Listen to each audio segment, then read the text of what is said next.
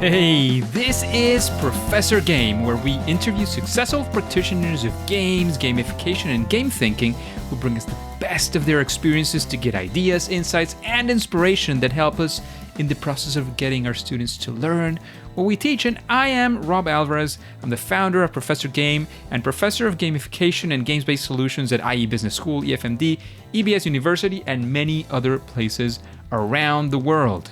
And if this content is for you, then please go ahead and subscribe to our email list for free at professorgame.com/subscribe.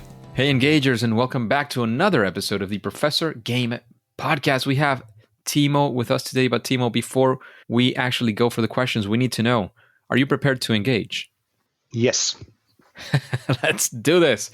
Because Dr. Timo Lainema is a developer of RealGame, a unique real-time operated business simulation game for learning business and supply chain management, and many other business topics.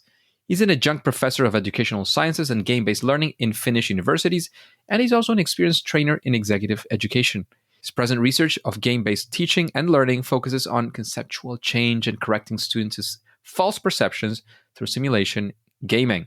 In addition, he has studied the management of time in simulation games, immersion and flow, business process understanding and decision-making, and leadership in game-based learning. And he works as the CEO of RealGame Business Simulations, a company providing active learning solutions for higher education and company training internationally. Timo, is there anything we need to know about you that we didn't mention on that intro? I think that was quite extensive, so thank you. Thank you as well. And Timo, seeing all the things that you've done, all the research, the company that you have, people might think Timo has everything figured out, and you probably do. But we want to get to know a little bit more about Timo. What does a regular day or week look like? If we were Timo, what would it feel like to be in your shoes, essentially? Yeah, well, it is pretty diverse as we are a small organization. So I take part in almost all tasks in our organization with main focus on developing simulation game solutions and also onboarding of teachers to use our learning solutions. I was also in charge of real game programming for 20 years, and I often still miss programming because of the feeling of solving a challenge with your own programming code. That's very satisfying, something that you do not feel as easily with the many other tasks I am working on today. And at RealGame, we develop game-based learning solutions for teaching and learning business competencies and sustainability. These are skills and competencies which help students and employees in organizations to collaborate and perform better, to develop more fluent processes with less friction and waste, to make more mindful decisions, to utilize a more holistic understanding of operational dynamics, to make quicker decisions and analysis, and to better adapt to changes. And in addition, and most importantly, we offer students concrete skills for driving sustainability in their future work tasks. So my regular day involves a very diverse set of work tasks and things to consider in developing our game-based learning environment. So it seems plenty of stuff going on in your world. And Timo. Yeah, the working days are long, I can assure you. Absolutely. Business owners can have it pretty tough pretty often, especially in small organizations. I feel that happens even more in that sense because you're taking care of almost everything. Yes. And it means that anything that goes wrong, it's basically on you. Yeah. So Timo, let's humanize you even further. We'd like to know of a time when something didn't go your way, a first attempt at learning or a fail moment. We want to be there with you. We want to hear that story, especially in this world of simulations, of gaming and learning. Again, we want to take away some lessons. We want to learn from your story. What can you tell us in that sense? I have a pretty bad memory, so I cannot remember any clear failures, but I could tell you about a story about this kind of a breakthrough in thinking. So the idea behind RealGame came from creating a traditional business game a long time ago. When I was still doing my master's studies, my business school asked me and a fellow student to build a conventional turn-based business simulation. And what we accomplished was pretty successful, and it was used in the business school for over 10 years. But already when developing this game, I started thinking that turn-based business simulations do not illustrate business processes realistically, nor the lapse of time as something that frames and affects and also restricts decision making in a company. So I think illustrating the flow of time is vital in simulation games because of the speed of change in modern business processes, and also because contemporary business management is about managing processes in real time. This is the real world environment for which RealGame was built for. So I started thinking about creating a real-time processed simulation game. In other words, a clock-driven business simulation. And believe or not, when I started doing this, there were no other clock-driven business simulations. Actually, I do not know about any other till today. So real-time processing would entail a simulation game where the game players would make decisions continuously, not in batches, and where the simulation would progress in time and process all decisions as clock advances, and not as batches describing the results in the end of a played period. So in traditional business simulations, the process is such that the players, they create a budget for the next year. And then this budget is given to the simulation model, to a black box. And then when the decisions are given, the simulation calculates the answers, and then you read the answers you get the answers after the simulation. So it's kind of a guessing game. And I didn't like this idea. And the grand idea behind RealGame was that it should be clock operated.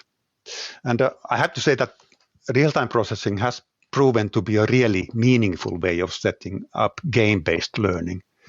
It also is a concept that allows for teaching topics that are not possible to address with conventional business games.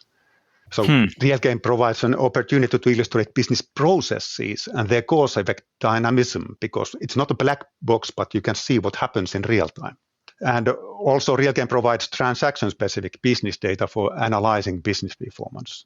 It shows how various decisions and actions taken by the game players affect the company's performance.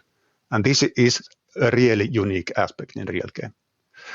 And we also have an authentic business intelligence built upon the business simulation. And exactly because we have this transaction-specific data upon which we can build really nice business graphics. So I would say that trying the conventional approach a long time ago confirmed me that a new take on business simulation games needs to be taken. So with this idea of real-time processing, I enrolled as a doctoral student in 1997 and started building RealGame.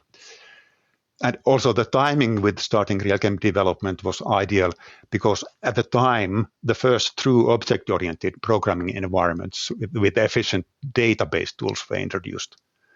I programmed RealGame with Borland's Delphi, and that turned out to be an excellent choice as Delphi served our development work for 20 years.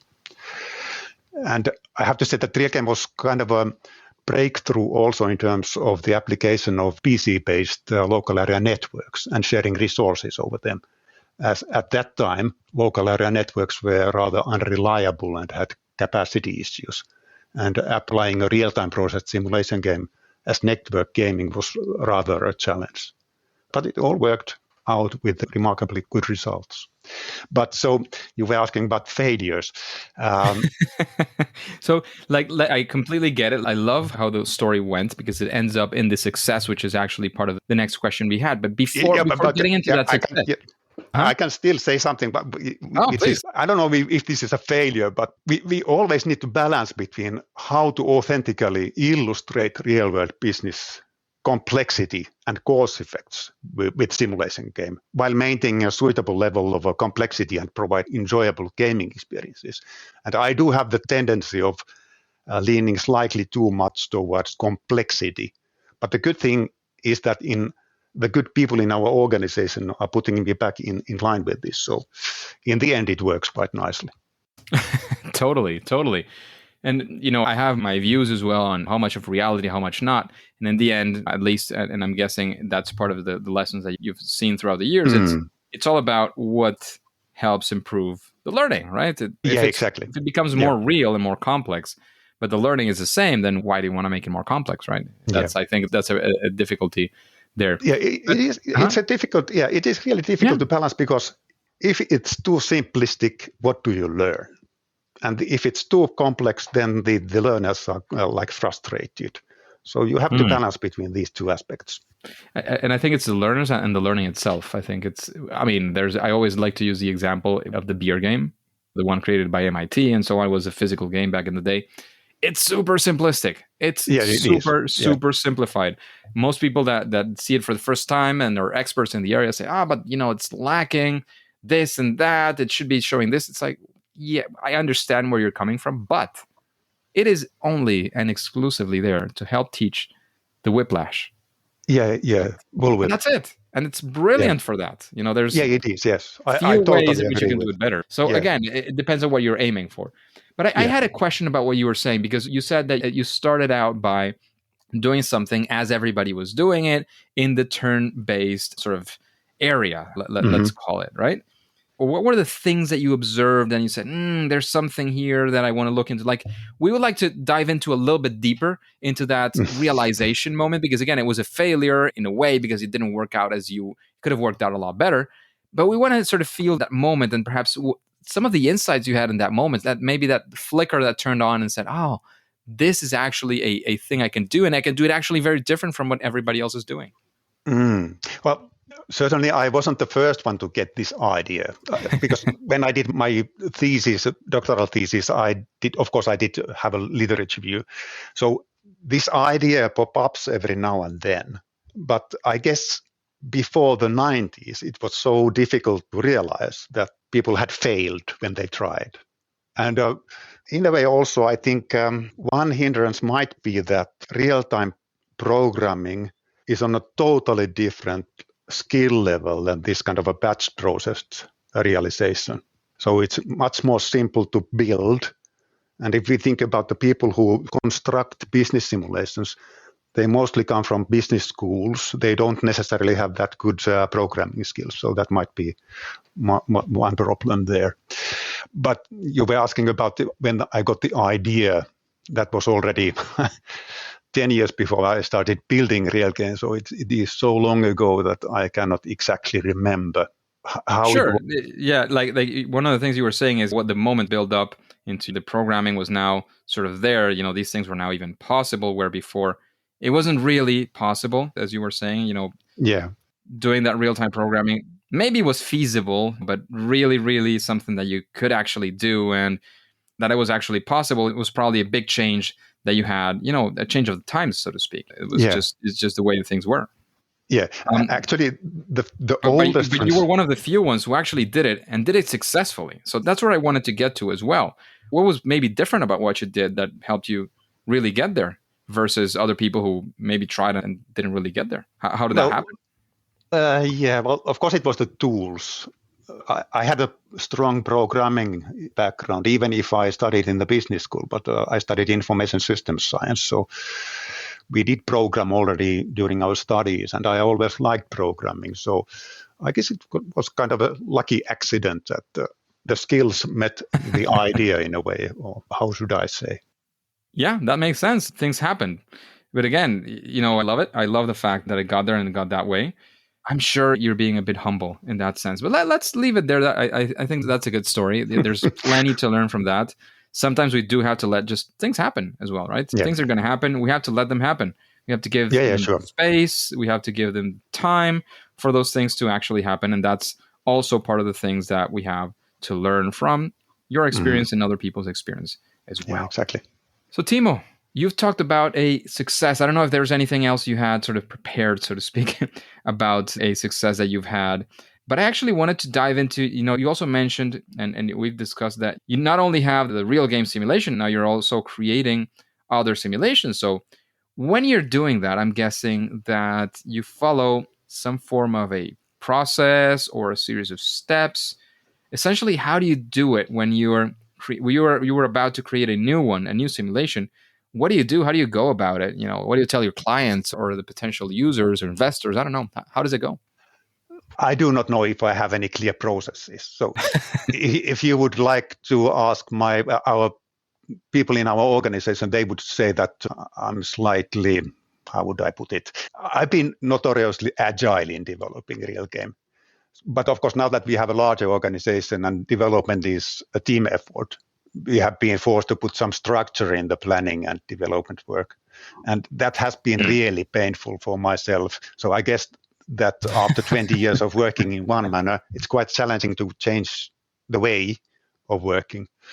Still, I would say that as an organization, we work in an extremely agile and very fast manner. So, and of course, this rapid application development and the agile development, they are in a way, they are much more novel ideas than if you think about the history of RealGame. So that started earlier than these concepts became familiar to people. So, but I guess we have followed the agile. So when you say agile, I have a good notion. I think the audience has a pretty good notion of what agile means. But it is also true that different people have a different take, so to speak, on what agile means. So when you say agile, in your case, what does agile mean? What does it look like as a process for you? Yeah, for me, it looks like it's like you create something as soon as possible, and then you start discussing how it works, and then you improve it in cycles. So that's my idea of it, simply put. Perfect. And that first thing that you create, how do you go about it? How do you prioritize? You use a RICE framework? What do you go for? It's kind of a Timo framework, I guess. Okay. So I would have to go back 25 years I did, of course, plan this structure of RealGame in a more structured way. So I did have plans on paper, but nowadays we kind of add narrower functionalities in the existing framework or applications. Or it's not that demanding anymore, or that It makes sense. It makes sense. Yeah. So Timo, if you were giving, let's say you were talking to an audience of people who are interested in games and simulations and gaming for learning, would there be a best practice, something that you say, well, do this thing, and of course it's not a silver bullet, it's not that everything is going to work out perfectly, but it's at least going to help you come up with something a little bit better than if you didn't do it, right? Is there, again, a best practice or something along those lines that you could recommend this audience of the engagers, people who are, again, looking at doing something probably in a different domain or in a different manner, but they're probably looking at doing something relatively similar to what you've been achieving throughout all these years? Yeah, well, I don't know whether this answers to your question, but the longer I have applied simulation gaming, the better I have recognized that the social dimension of gaming is utterly important. So it's the team-based collaboration and communication that allow for a space for developing and discussing ideas and perspectives with your peers. So I believe that learners need to articulate and defend their viewpoints to their teammates, and this leads to a deeper learning and understanding. So, the social dynamic would be a big one there, definitely. Yeah. Makes total sense. Of course, when you think about the RealGame, it is a business game which most often they are like competition between simulation companies, between teams. And of course, that's also the case with the RealGame. But now lately, I don't think so. Like during the last decade, I feel that competition is not a must for learning and probably not even for creating motivation among the learners. However, competition is best used to benchmark teams against other teams in the simulation. So that is, by looking at the game results, the learners can compare their team's performance to the other teams and look for reasons for the other team's performance. So then by analyzing how the other teams reach their results, you can understand how we can improve our own performance. So in a way, the social dimension of gaming and learning, that is quite important, I believe. Makes sense. Love it. Love your answer because it both recognizes, especially because it both recognizes the competition as a factor, which is there. It's definitely there. It works for many things. But then it's not just about the competition. That's not all of it. I mean, it's useful for some things, not so useful necessarily for absolutely everything. But it allows you, as you were saying, as a benchmark to see how you're doing with respect to others, perhaps. And that can be exactly. a very interesting take. So thank you for that answer, Timo. And Timo, now that you've heard, most at least of the questions, you've been on the podcast now, when I made these questions, did you say, well, maybe this person that I look up to or not, or that I'm curious about what they're doing, I would be interested in knowing how they're approaching this or hearing them answering these questions. A featured guest for the Professor Game podcast, so to speak. Does anybody come to your mind when I say this? Well, in a way, I don't know the gaming landscape because in a way, I feel more like learning researcher.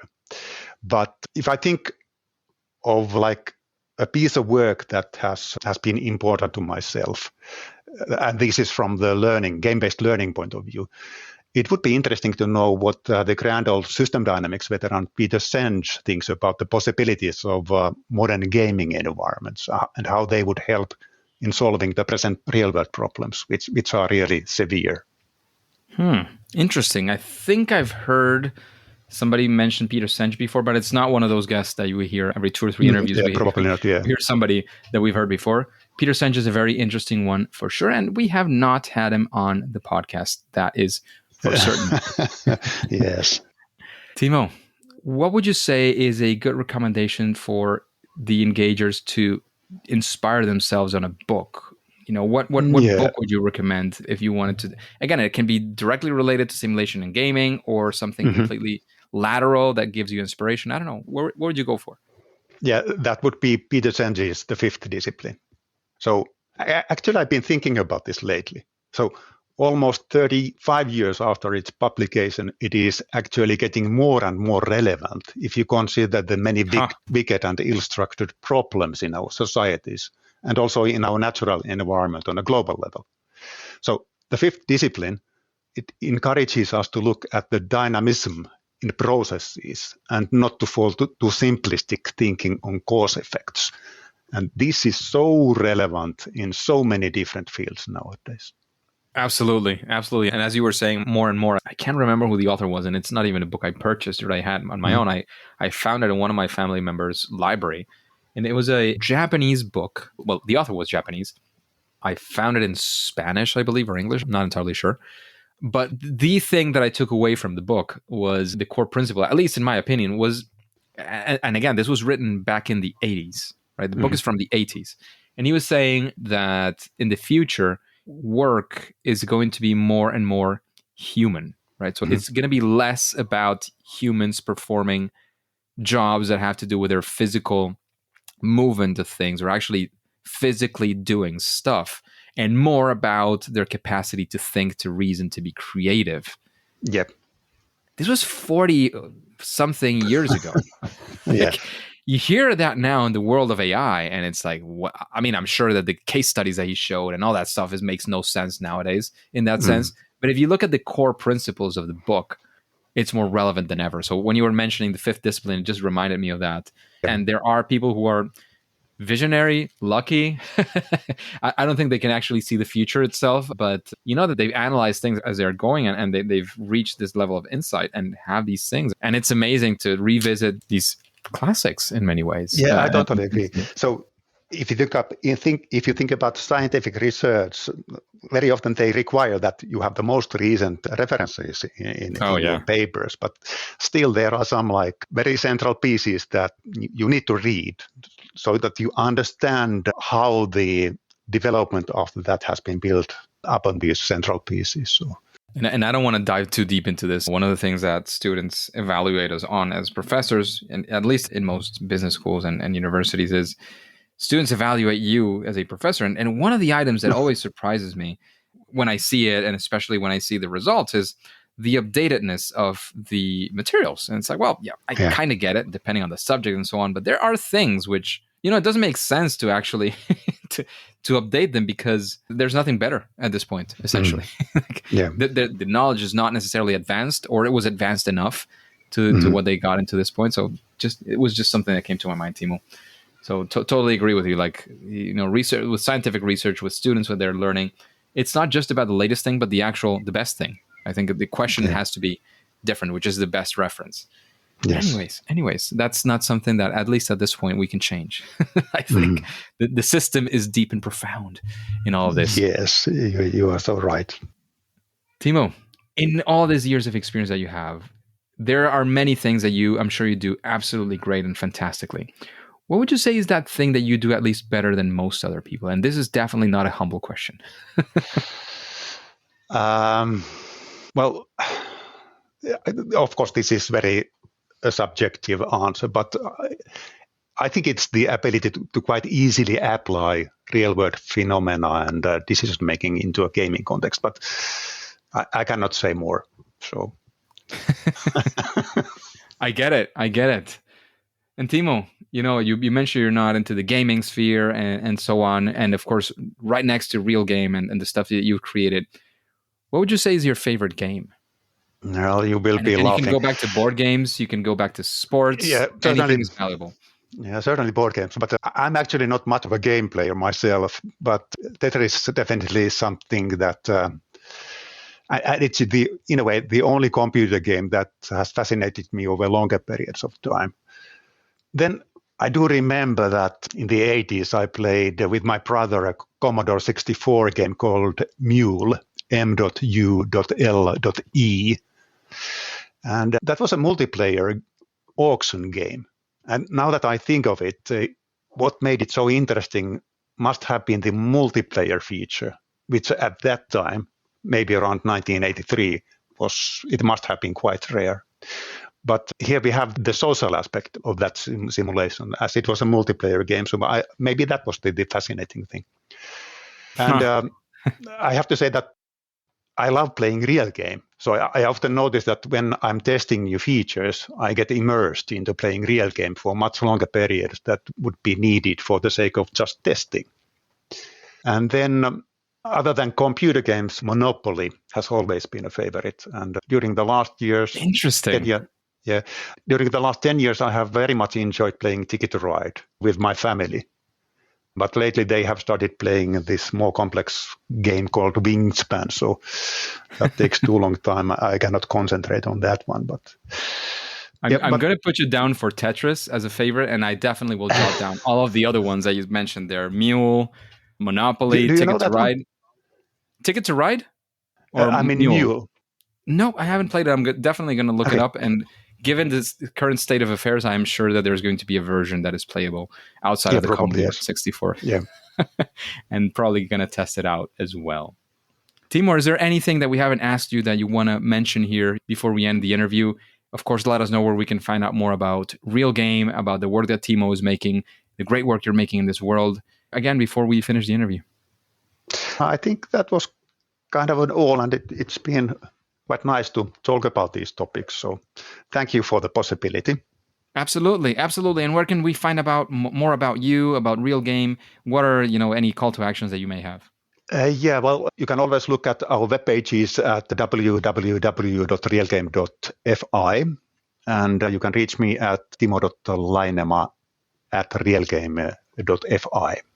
Brilliant. Thank you very much, because we know, especially that after this interview and hearing what your days look like, we know you have a very busy schedule. In fact, I know it was on me that we pushed back the initial date. I had something I couldn't move. And then, we had to spend many weeks before getting to meet again, because, again, you have a very busy schedule. So thank you very much for taking the time to be here. Thank you, Rob. Thank you, Rob. This was really nice. And I had more time to figure out what I want to say. So that worked well.